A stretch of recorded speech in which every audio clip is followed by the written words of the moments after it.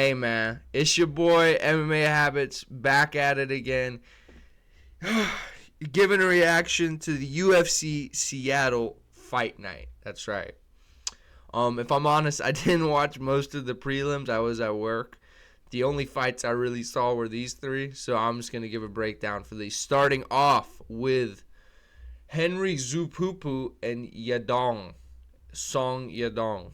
This fight. Let's just go chronologically, right? Let's not jump to conclusions immediately. Round one starts, Cejudo thinking he's doing his striking masterclass, karate master shit with his hands up, thinking he's Conor McGregor. He needs to stop doing that shit. He just needs to grit down and accept who he is. He's a short midget with kind of no wrestling at this point. Like he just has the accolade. He doesn't have it. Like it's not the same for Cejudo. Round one starts, he's moving, not throwing a single punch. Then in the first round, Song starts lighting him up a bit. Cejudo wasn't throwing a single punch. He was throwing these little Habib calf kicks to his fucking knee with his toe. Like I don't understand. Like, yeah, that's gonna hurt. You're gonna get checked and you're not gonna be walking around the same. That's what we saw in round two. But if you've seen the video of him showing a calf kick to Habib, this fucker's landing with his foot on the knee. Why? What's wrong with you? I did notice that he did come in a lot worse shape worse shape than he did against Merab and Aljo. He was shredded for those fights. This one he wasn't. I don't know what Unk was doing. I don't know if he was having too many tortillas and tacos and shit, but I can say this because this fucker was making fun of Song Yadong for being Chinese. So, yeah. Round one starts. He's doing his Conor McGregor thing, kind of getting lit up a bit, landing with calf kicks to the foot. I'm thinking, when is Cejudo going to throw a punch? Then round two, same sort of thing throughout. And then at the end, Cejudo just decides to lock in. He goes to southpaw. He was throwing that nice jab. He was looking nice from southpaw. I won't lie to you. He was changing the tide at the end of round two. Round three starts. A bit of, Cejudo is actually throwing back, and it's a little bit more competitive, but still Song is standing up like the Eiffel Tower. I must say, that fucker's Song stands straight up. Like, bro, you're going to get clipped. Like, I don't know why he's deciding not to move his head. I don't know what the game plan was. But, yeah, he was stiff as a board, mate. Stiff as a board. And then the eye poke happens, and it was an eye poke. I will give him that. He did deserve that. But 5 minutes? 5 minutes, kid? Listen here, he's a crafty vet. He tried to take his time, but I don't know. I don't even know what to say. I think what happened was he was taking his time, and then he was like, he had so many thoughts in his head. He's like, oh man, I don't think I can beat this guy. I think I should try and get out of this. I think he did quit, but I get his point where he said in the post-fight that, Song's a dangerous guy and, you don't want to be compromised in front of him. I'm not just going to get knocked out in front of everyone just for that. So I give it to him for that, but just initially I'm like, what the fuck is Unk doing? It was it was funny. It was funny. The funniest shit was when he sat on the ground and right before he was about the time was about to go up for his the 5 minutes for the eye poke. He was literally sitting down, laughing, smiling. Everyone's like, boo, boo. But you gotta let Unk rest. You know what I mean? Unk been through it. He's like, man, fuck all this shit, bro. I'm done. So yeah, I was initially angry, but now I just don't give a shit. Next thing for Cejudo, he just needs a fun fight. Get this guy someone who's not the same attributes as him. Fire hydrant head, blockhead, takedown defense, good boxing. We need to stop getting this fucker these fights. We need something fun, okay? So I have a lot more things to say about the co-main event. I'm gonna go on a bit of a rant about that. So let's start. Brendan the fucking imbecile Allen. What the fuck are you doing, bro? Every time I see him fight, it's the most frustrating shit. First round, he's moving around. He's lighting Anthony Hernandez the fuck up. Literally lighting him up.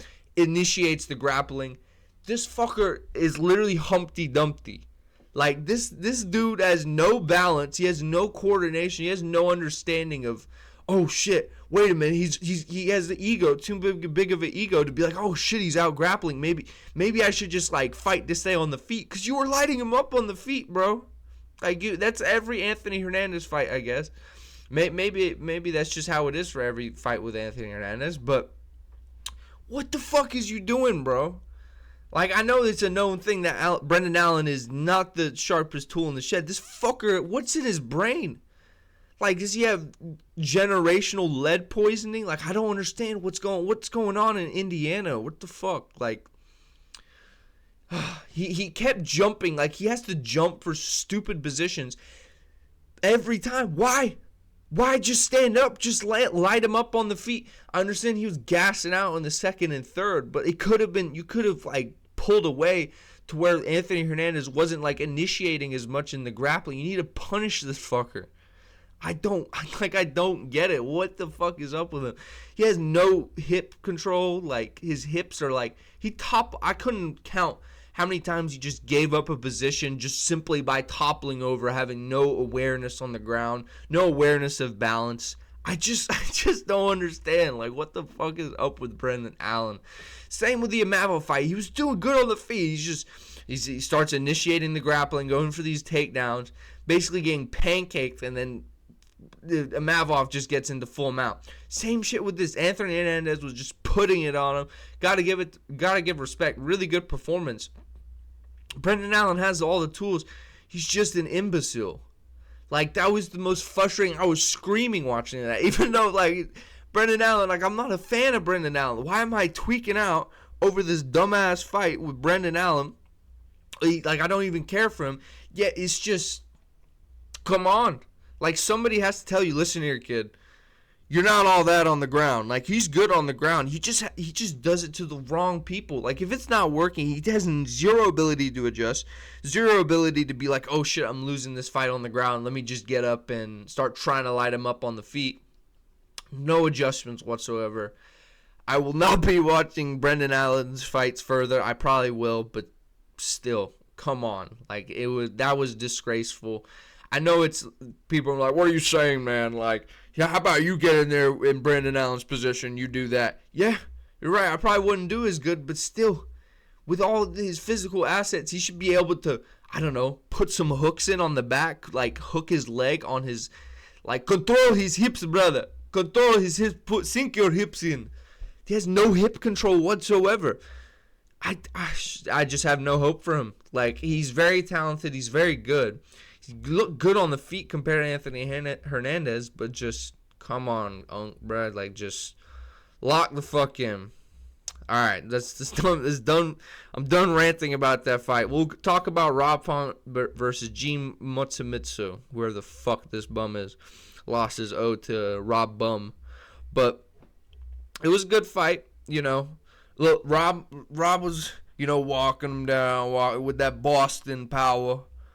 And he kind of looked pretty, Rob Font looked quite sloppy. Gene Mitsumitsu was kind of just on the back foot the whole time, trying to get the grappling going, landing really good low kicks, but they didn't seem to affect Rob Font, like, whatsoever. I agree with the decision. It was a good decision. Rob was putting the pressure on him. He was actually landing decent. He looked very sloppy. He looked very, like, he was standing there right there. I'm like, shit, bro, like, if you're like Ilia Topuria, if you got some light, like, if you was throwing hands like he was against Chito Vera, like, fluidly, he would be like teeing off on dude. But I think he's regressed quite a bit. Bro is throwing the 1-2 too much, throwing that sloppy, slow overhand, I must say. He did look very powerful. He looked big, he looked strong. But yeah, it's just kind of mid performance. He did win, good fight, but nothing really that special. We'll talk about Gene Silva. Let me just scroll down here. Talk about Gene Silva, Lord Silva. This fucker is, I don't even know, like, he's just aura farming. Like, he gets out there, he's dabbing him up, having this playful energy. It works. Like, it works for him because fighters, you know, they're getting all like, it's the same thing with Themba Gorimbo at some point.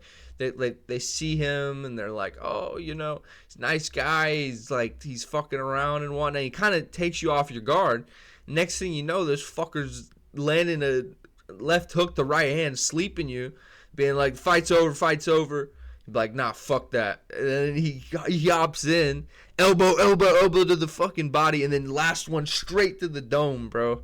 It was vicious, honestly.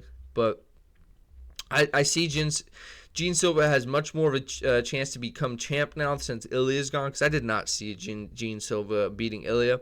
I see, like, I know this is aura farming, and he's catching me with the aura. Like, I'm sucked into the aura. I'm intrigued, but yeah, I believe in Eugene Silva. Out of everyone at the Fighting Nerds, I know it's recency bias and MMA fans are so fickle, but number one out of the Fighting Nerds, I think, is Caio Baralho. At this point, is Gene Silva number 2. It should be Carlos Prates, though, because Gene Silva is a little bit below, like, where they're at in their career. But potential-wise, I see Gene Silva as second best out of the Fighting Nerds. Like, he is really good. I really love his style.